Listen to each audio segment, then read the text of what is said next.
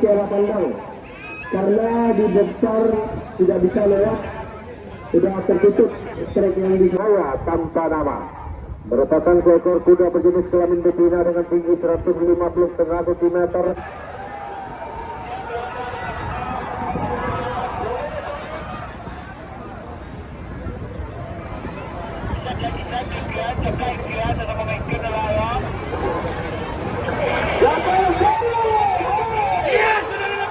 Yang sudah lepas kita lihat tim Parlat yang berada di depan saat ini.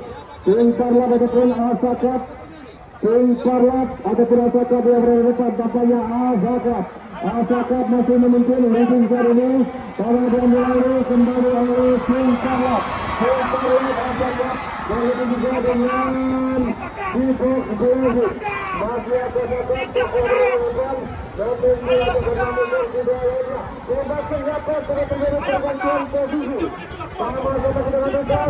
Masih Asakat. Dan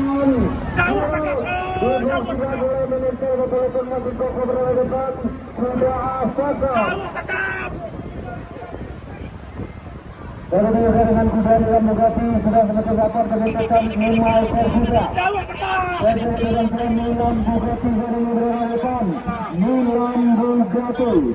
Milan Bugatti Asakat dan tim Parlat terlepas.